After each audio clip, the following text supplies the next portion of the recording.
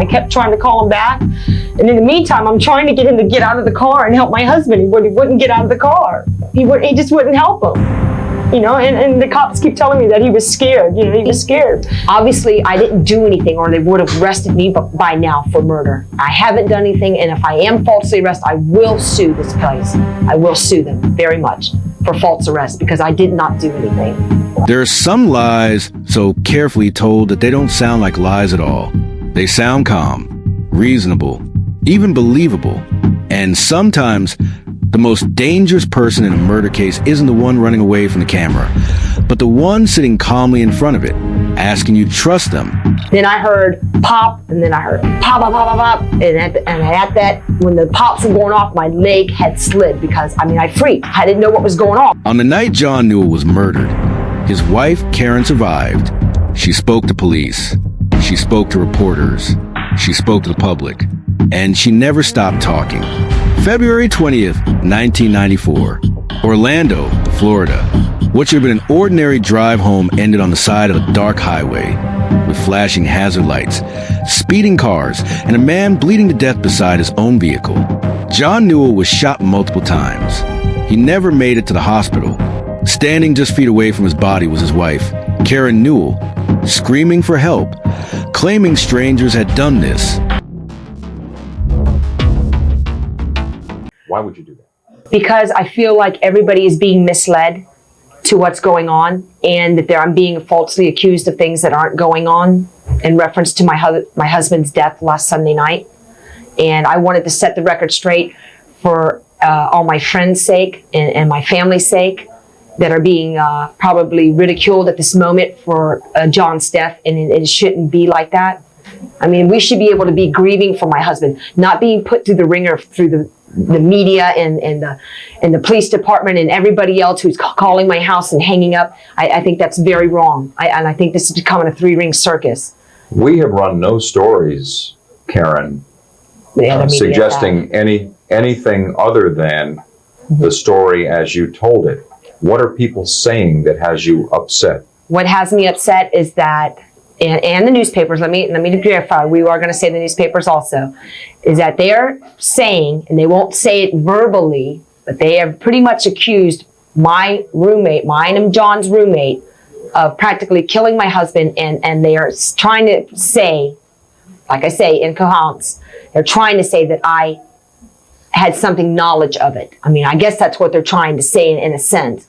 That is what Detective Hinkie has been predicting. He's come here, he has done nothing but harass me from the moment this has all started. I've tried to be very cooperative with this man. I've gotten nothing but total craziness from this ever since it's happened. I've tried to describe things for them that happened in the event of the night. I tried to give them a description of what I saw, and I've been nothing more than helpful. I went to the police department and they made me go through a formal layout of what I saw with 2 cars. And I let them search my home the night after. I let them fingerprint me. I've let them do ballistic tests on me.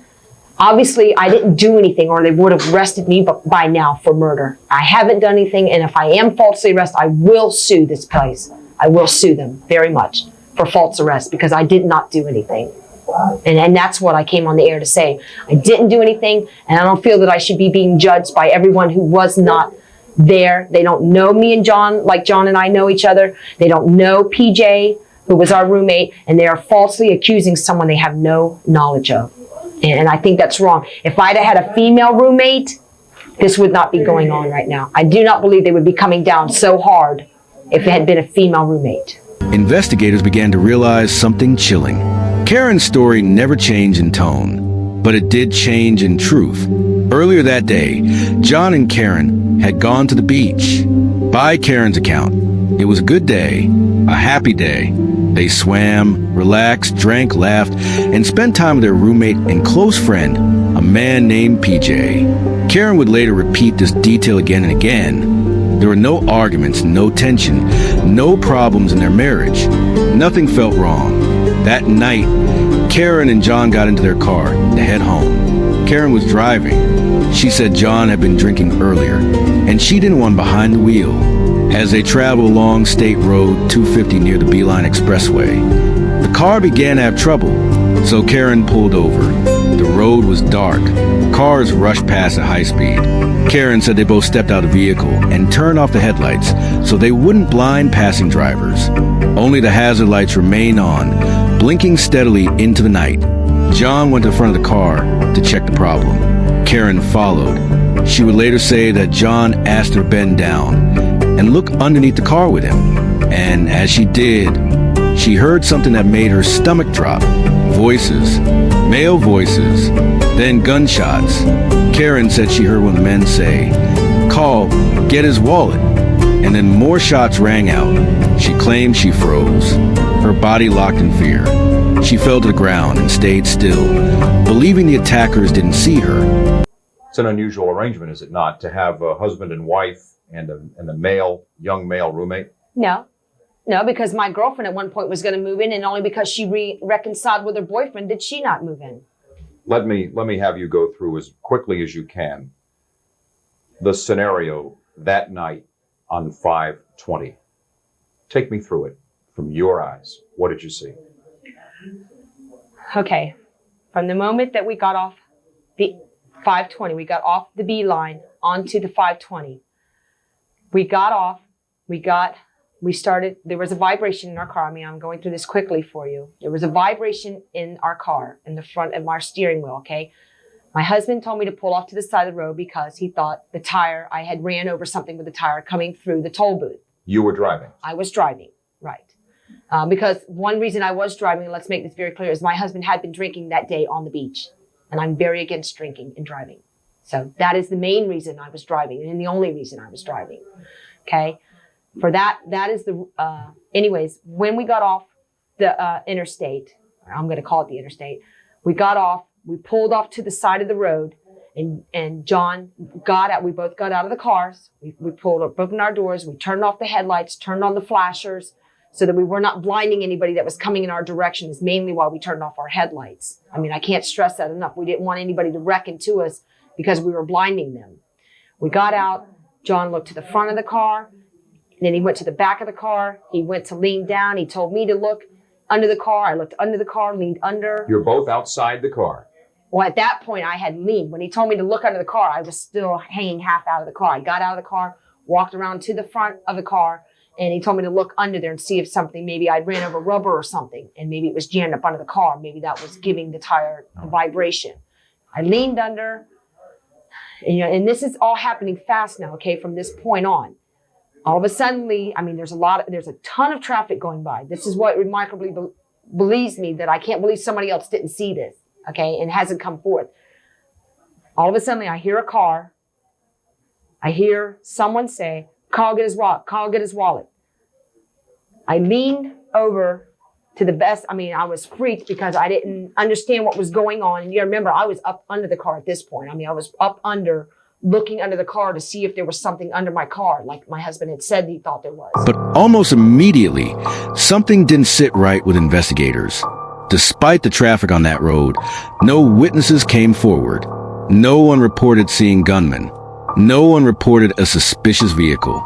No one saw a car with a bad boy sign speeding away. The car Karen described was never found. Still, Karen didn't retreat into silence. I hear a lot of gunshots go off, pop, pop, pop, pop, pop. I freeze, my leg goes out from under me. I guess I freaked these guys out. I don't think they realized that I was in front of the car because the way my doors were open probably and the way the flashers were going, they didn't see me. I really don't believe that they saw me in the front of the car because our doors were wide open. You know, it's not like they were wide open. And I don't believe that someone saw me sitting there. I think they thought they were just robbing a guy on the side of the road who was broke down. I mean, you're outside of the car at this point? Yes. I'm under the front of the car, looking under the car to see if we had run over something, and that's what was giving us the vibration. I mean, that's what he told me to do. And someone says, "Carl, get his wallet?" In a black voice. I remember it very distinctly because the way, Carl, get his wallet. Carl, get his wallet. It was like, you know, in that tone. You know, I mean, and then gunshots. That's what I heard. Then I heard pop, and then I heard pop, pop, pop, pop, pop. And at that, when the pops were going off, my leg had slid because, I mean, I freaked. I didn't know what was going on. I knew there was a ton of traffic going by me, and I'm hearing I mean, you had to, I mean, I can't say it more. You had to have been there. It was just like, it was instantaneous. Then what? And then I see his body fall to the side. And I don't know, I hear a car turn away. I'm trying to see what's going on. I'm still laying under the car. I can't move. I feel like my whole body is stuck there. And I'm looking, I'm trying to see what's going on. I get the tag number. You know, I get what I saw was most of the tag number anyways. I try to get a good description of the car. I don't know, it was too freaky. You know, it was just too freaky. And you described the car as what? It was, what I remember seeing was the tag number, and it was SR2 and then a 1. A 1 keeps sticking out of my mind for some reason. But the only reason I can't see more of it is because one of the lights was broken on the side of the tag. I mean, so there's something more off to the right. Right. And the car looked like what? It was a dark, I won't say, it was either black or a deep blue, and it had the sign "Bad Boys" in the windows. Mm-hmm. And I mean, the only reason I even knew there was more than one occupant, because when they were driving away, when I jumped up from behind the car, once I knew they were leaving, I saw the heads in the back of the window. I mean, and I was freaking. How many people? I saw at least 2. I know for a fact I saw 2 people. They think, I mean, the cops are speculating that maybe there was a third person also, because, I mean, I can't say I saw a third person for sure because of the Bad Boy sign. I mean, it could have been just the way the sign was right there. And I might have not been able to see a third person. And then you went to your husband, and what did you do? I started freaking out. I started running in the middle of the road. I mean, I almost got hit by a car twice, running out in the middle of the road. I was trying to flag people down. They were swerving around me. They were, they were avoiding me. They wouldn't stop. Nobody would just stop and help us. But finally somebody did. No. Somebody came out from the dirt road. This older couple came out from the dirt road, the road that we were on, just like minutes after this happened. And I said, "Did you see who did it? Did you see who did it?" And they said, no. And I said, "Can you get out of the car? Can you get out of the car? Please don't leave me here. Please don't leave me here. I need you to help me. My husband's been shot. I don't know what happened. You got to help me." And they wouldn't get out of their car. They just took off, and I didn't know if they were coming back or what. And then I just ran back out to the road, and I was trying to get people to stop, and nobody would stop. And finally, this car came, and he swerved past me, and he ran off the side of the road, and he backed up, and I told him what was happening, and he said he was freaked. I mean, he rolled up his window. He wouldn't even talk to me. He was scared. He thought he thought maybe I was trying to lure him out of the car or something. And I said, "I need to call the cops. Can you go call the cops? These people were here, and they left me here, and I don't know if they're going to go call the cops." And then he says, "Well, do you have a cellular phone?" And I said, "Yeah, matter of fact, I do have a cellular phone." And I ran to my car, and I got the keys out of the ignition, and I opened up my trunk, and I was frantically throwing things around trying to find my cellular phone. And I said, "I don't want to put it." I said, "Can I use your car? Can you just plug it in?" Because I was too scared to go in my own car. I don't know why. I was just scared. So he plugged it in for me, and we started trying to dial 911. And I kept getting disconnected. His stupid thing kept releasing my phone jack, and I couldn't get the cops to stay on. And I kept trying to call him back. And in the meantime, I'm trying to get him to get out of the car and help my husband. He wouldn't get out of the car. He just wouldn't help him. And the cops keep telling me that he was scared. He was scared. As detectives moved past the crime scene and into Karen Newell's life, the picture they were given by her television interviews began to crack. The calm story she told the public didn't match the reality investigators were uncovering behind closed doors. The first cracks appeared in John Newell's finances. Police discovered that shortly before his death, Karen had forged John's identity to make unauthorized charges on his credit card.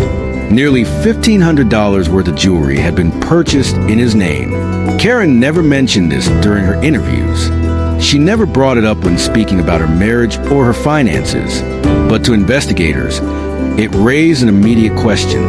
Why would a woman in a loving, stable marriage need to secretly take out money in her husband's name?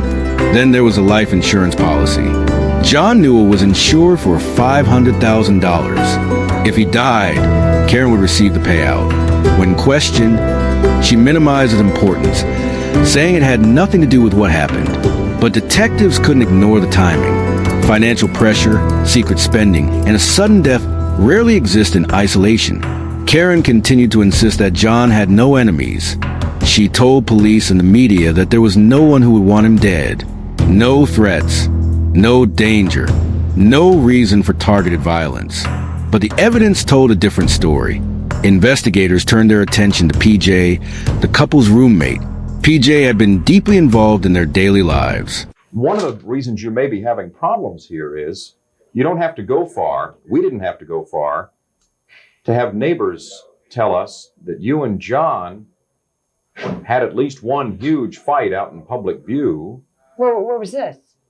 At your home. We have never in Lockhart. We've never had a fight. That it was a stormy relationship. That who are these people? Don't even know us. We don't even socialize with our neighbors. So how would they know any such thing? They don't have to know you to relate what they saw. We've never had a fight. How would you? I don't care what anybody says. We've never had a fight. How would you characterize your relationship with your husband and with your roommate? My relationship with my husband, to me, was great. And like I said, if my husband was here right now, he would tell you so. Okay? There's no hatefulness. I don't even believe in the word hate. First of all, we loved each other very much. We got along very well. No matter what anybody thinks, everybody is speculating. I can't believe my neighbors would even say anything like that, because that is a total lie. John and I would never air, even if we did have a fight, out in public. First of all, we're very private people. Okay? We never had a reason to fight. He loved me. I loved him. He worshiped the ground I walked on. I loved him very, very much. Okay? And that is wrong for anybody to say. Did you love PJ or did he love you? I don't know what PJ loves. PJ is his own person. I don't love PJ, no. No, PJ is my friend. That's it. He had no reason to resent the fact that you and John were married? You're asking me to ask that? You need to ask PJ. Well, you would know. You're friends. No, not that I know of. Like I said, not that I know. PJ never treated me and John nothing more than friends. And that's what makes this so hard to believe, is that everybody's trying to make this some kind of love scenario, like some kind of movie. People are watching too many movies. And that's exactly what this is, because this is nothing like that. Like I said, if I'd had a female roommate, you guys wouldn't be asking me these things right now. I guarantee you wouldn't be asking me these things.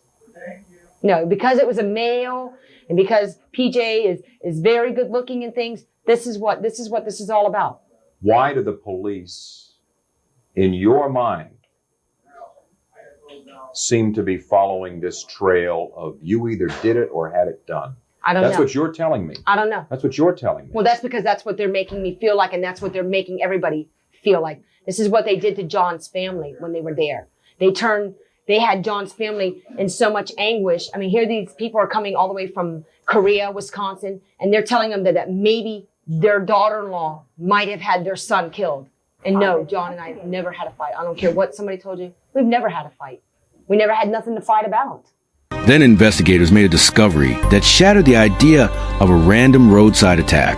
The gun used to kill John Newell had once belonged to John himself. The weapon had been stolen prior to the murder. Karen never explained how the gun went missing. She never addressed how it ended up being used to kill her husband. And she never mentioned it during her interviews, despite confidently claiming she had told police everything.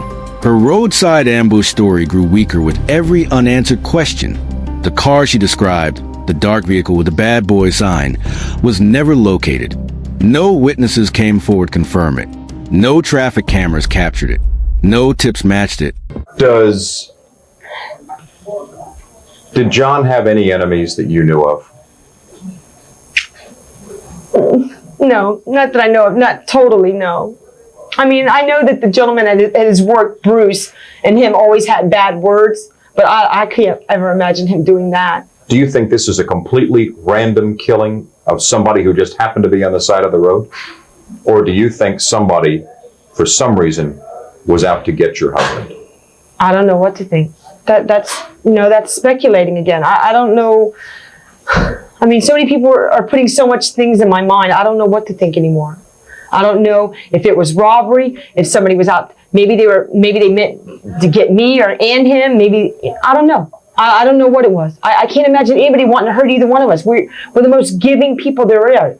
I mean, we've helped so many people. I can't imagine why somebody would do this to us, period. Why the pills? What pills? You took pills a few nights after that. Why? Yeah. Because I'm just tired. I was tired. I just was tired. I wanted all this to be a nightmare. I just wanted to be with my husband. I mean, I feel like my life is ruined now without him. I have no life without him. And I mean, the media was driving me crazy. I have the cops hounding me night and day, wanting me to remember stuff I don't remember. And at that point, that's the night that they told me that they thought my roommate had killed him. And they're telling me, you're running around with a murderer. You're running around with a murderer. You know, if you walk out of here tonight, I can't protect you. You know, you're running around with a murderer.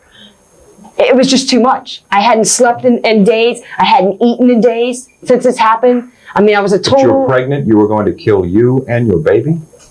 At that point, you don't think about that. You know... That's not what was going through my mind. You want me to answer something that I don't. I mean, I just, you know, how would you like to know that somebody that's been living with you all that month is being accused of just killing your husband, who was his friend too? That's an awful lot to take in. What is this roommate's name again? PJ. Is that all you want to tell me, PJ? Yeah, Peter Giffen. That's his name. Peter Giffen? Yes. Giffin? E-N. He's what, about 18, I'm told? Something Yes. like that? Detectives had reached a different conclusion. This wasn't a robbery. This wasn't a carjacking. This wasn't random. This was a targeted killing, staged to look like one. And as investigators dug deeper into Karen Newell's past, they uncovered evidence that proved something far more disturbing. John Newell had been in danger long before the night he died, and the threat had been living with him. What investigators uncovered next would erase any remaining doubt about the nature of John Newell's death. This was not a sudden act of violence. It was the end of a pattern, one that had been building quietly, deliberately, and dangerously.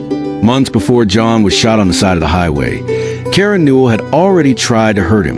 In 1993, police learned that Karen had hired PJ to attack her husband with a baseball bat. The plan was meant to seriously injure John. It was not an argument that got out of hand.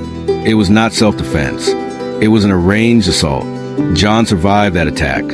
And Karen never mentioned it. She never told the public.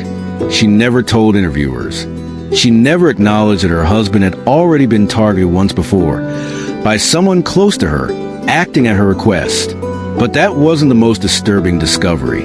Just days before John's murder, investigators found evidence that Karen had poisoned him. The details showed intent, not accident. It showed planning, not impulse. John had been in danger long before he stepped out of his car that night. By now, Karen's media appearances took on an entirely different meaning. Her confidence no longer looked like strength. Her calm no longer looked like grief. It looked rehearsed. She had told the public she remembered everything she could, that she had been honest with police, that she had nothing to hide. But the most critical facts were the ones she left out completely. She said nothing about the baseball bat attack, nothing about the poisoning, nothing about the stolen gun. Detectives now believe Karen wasn't just lying. She was managing the story. By speaking early and often, she framed herself as a survivor and pushed suspicion away from herself. Every interview bought her time. The focus shifted sharply to PJ. His role could no longer be ignored. He had already carried out violence against John once before. He lived with the couple. He had access to their car and their home. And he had proven he was willing to act on Karen's instructions. Police believed Karen didn't pull the trigger herself. Instead, they believed she orchestrated the murder and used PJ to carry it out. Karen continued to deny any inappropriate relationship with PJ. She described him as a friend. Nothing more. But You weren't angry with him for any reason? No, we had a great day that day. Matter of fact, we had a fabulous day. We all played volleyball. We were in the jacuzzi. We were in the pool. They were drinking strawberry daiquiris.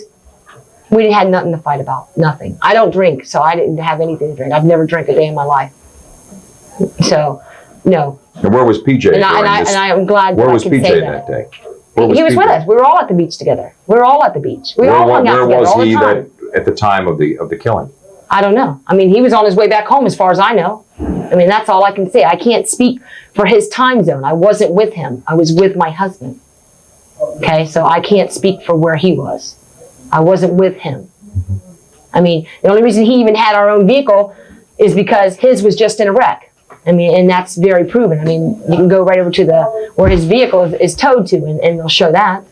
How do you, I gotta ask you this, because the only reason that this thing seems to still be festering is we haven't had a rash of drive-by gangland hits like this one you've said is. No, I'm not saying it is. The cops are saying, so let's rephrase. Well, you're saying somebody came by. You just think, wow, how would you characterize this? Is this a random thing, or did somebody follow you and know? Characterize it. I don't know. They thought that maybe we cut somebody off at a point and they got pissed off at us. You know, that was one of the assumptions the cops made, is that maybe did somebody follow, was somebody pissed at us at the beach that day? I don't remember anybody being mad at us. Nobody can find the vehicle. Well, I don't know, but nobody told me that until you just said it. That's the first I've heard of that. All I know is that everybody keeps telling me they're still looking for the vehicle. Okay? That's what I keep being told. Well, if you'd like to look right on the camera, because this is your best chance, what do you say and what do you feel for the people who suggest that maybe for whatever reason, Karen Newell or this other fellow had your husband killed? For people who say that, you're wrong. You're totally wrong. You have no concept of what you're saying. My husband was not killed by me. I can't say who he was killed by because I don't know. I wish I did, because they should be prosecuted to the fullest extent for killing him, this savage way that they killed him. I wish at times that I had gone with him, because now my life is ruined without him, and I miss him very much. And I think it's horrible that I'm being put through all this for something I didn't do, or something that I had no knowledge of knowing. And that's what I would have to say. There's absolutely nothing you can tell us or the police to shed any more light on this case. I've told them everything I can possibly remember. No. I mean, I've gone through every inch of this that I can remember. I mean, until my mind will remember more, you know, you got to remember this is very devastating. I mean, I watched, in a sense, my husband be killed. I mean, from the noise and everything that I heard, you know, I mean, maybe I didn't see him actually shot, but I mean, I watched him fall to the ground and die, you know, and that's a lot, and that was a lot to take in, and I don't remember any more than I know. That's all I know. Final question. How are you feeling right as now? We speak now? I feel very angry, and I feel very hurt that I've been so helpful to the police, and they're turning this into a circus, and that they're just gasping at whatever they can get to try to put somebody in jail for the wrong reasons, and that they should be out trying to follow what they should be looking for, which is the guys that I thought and know that I saw. And that's what I feel right now. A lot of disappointment in our system, that when somebody says what they saw, that they try to change it and make it something that it wasn't. You know, and that's what this seems like it's being made. Why would they do that? I don't know why they're doing it. Because they're cops, and they have to go at it like a friend told me recently. They have to go at every angle. They have to look at every possibility, and they always look at the relatives first, the ones closest to the victim. You know, and that's their job. And I appreciate them doing that point of their job. But they're looking at the wrong person when they're looking at me. Investigators saw a pattern of influence and control. When Karen wanted John hurt, PJ acted. Karen also continued to insist that the day of the murder had been perfect. Volleyball, swimming, relaxing, no tension, no fights, nothing unusual. According to her, there was no reason for anything to go wrong. But police believe that calm was part of the plan. Normal behavior draws less suspicion. Routine creates cover. And by the time John realized he was in danger, it was already too late. Karen's version of the shooting itself also began to unravel. She remembered voices and words spoken in the dark, but not faces. She could describe a sign on a car window, but not the people inside. Her memory seemed selective, clear when it supported her story, vague when it didn't. To investigators, the picture was complete. John Newell was not the victim of strangers. He was the victim of someone he trusted. And the woman who stood crying on the roadside that night was not just a witness. She was the architect, with the evidence now overwhelming. The case moved out of the shadows and into the courtroom. The interviews stopped. The cameras followed a different path. And for the first time since John's death, Karen Newell would no longer be in control of the narrative. Once the full scope of the evidence was laid out, the story Karen Newell had tried to tell the world finally collapsed. What remained was a clear, deliberate trail of planning, deception, and violence, one that led directly back to her. On August 30th, 1995, Karen Newell was formally indicted for first-degree murder. Prosecutors also charged her for her role in the earlier baseball bat attack on her husband. In court, the version of events Karen shared with the media no longer mattered. Facts replaced interviews. Evidence replaced emotion. The prosecution presented a chilling timeline. Karen had first attempted to have John injured. When that failed, she escalated. His gun was taken, and later used to kill him.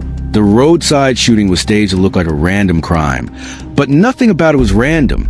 PJ, whose full name was Peter Giffen, was also charged. He was indicted for his involvement in the 1993 assault and for second-degree homicide in John Newell's murder. The same man Karen had publicly defended was now exposed as an active participant in her plan. The court concluded that Karen did not act in panic or rage. She acted with intent, with patience, with calculation. PJ was sentenced on September 5, 1994, to 24 years in prison. In January 2010, he was released on parole. His punishment ended. Karen's did not. She was sentenced to life in prison, with no possibility of parole for at least 25 years. An additional 22 years were added for her earlier attempt to have John killed. The judge made it clear this was not a tragic mistake. It was a premeditated murder. The woman who once claimed she was being harassed by police was now silenced by a verdict. Looking back, Karen's early media interviews feel unsettling. She wasn't afraid of attention. She welcomed it. She believed that if she spoke first and spoke confidently enough, the truth would never catch up to her. But it always does. The dark car with the bad boys sign was never found. The strangers on the highway never existed. And a lie that began on the side of the road unraveled piece by piece. John Newell trusted the person closest to him. He never knew that the danger wasn't outside the car. It was sitting right beside him. This case reminds us that evil doesn't always shout. Sometimes it speaks calmly, looks straight into the camera, and asks to be believed. And so the question remains, long after the courtroom emptied and the headlines faded. If Karen Newell had stayed silent instead of stepping into the spotlight, would her story have survived? Or did speaking too much expose the truth she was trying so hard to hide?